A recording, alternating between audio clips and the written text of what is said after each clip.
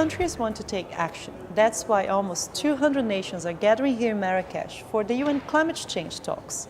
But while diplomatic battles continue inside the plenaries of the COP22, countries such as Colombia and Costa Rica are showcasing on the sidelines of the conference how to start moving towards a low-carbon economy. We have two NAMAs financed by the NAMA facility in Colombia. One of them is the transport-oriented development. We're working with several cities in Colombia to make transportation projects sustainable and trying to build integrated commercial developments around transportation hubs so that people need to travel less distances, have more walking, cycle more, and have like a better connected hubs. Today we've seen through the projects that were showcased at our event that not only have these climate programs addressed very interesting mitigation impacts, we've also seen a number of co-benefits, for example in relation to green investment, job creation, economic development and investment, but also broader environmental benefits, improved air quality and social aspects as well. So I think the NAMA concept is an opportunity to achieve climate change and sustainable development. NAMA is the acronym for Nationally Appropriate Mitigation Actions.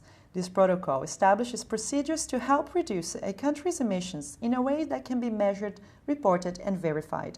We also have a NAMA about refrigeration, where we hope to change a lot of refrigerators from low-income and medium-income households so that we destroy HFCs that are big greenhouse gases and replace them with natural refrigerants and help local manufacturers change their production lines and also manage all the waste that would be generated by replacing these refrigerators. Costa Rica has the privilege to be the world's first NAMA in the agriculture sector registered at a UNFCCC. We are now looking for these new technologies in farmers where they can reduce emissions, putting more trees, having more shade for their plantation, for their coffee plantations, which is good for this technology improves their productivity.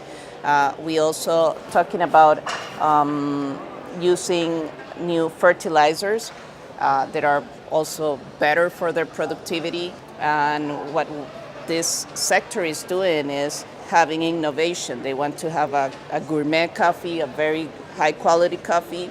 And now if they can have high quality coffee with these new low emissions, well, I think that would be very interested in the market. For us, the NAMAs, and how we see it, is more like a local strategy to have this transformational change in the different sectors. Since the Paris Agreement on climate change entered into force, countries need to put forward their best efforts through the so-called NDCs, or the nationally determined contributions. We have to implement the Paris Agreement by implementing the NDCs. And the NAMAs could be excellent pilots for testing that, for doing the initial work on what is needed if you want to implement an NDC. You have to come forward with a bankable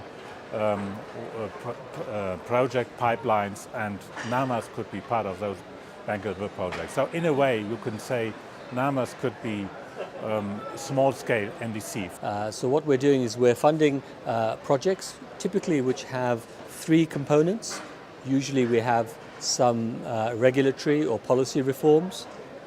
We have use of financial instruments to affect the change that's required, and often the development of a pipeline of projects which will be funded within the program. When we talk about climate change, we don't want to see it as an environmental issue. We say that it's an issue of a new model of development.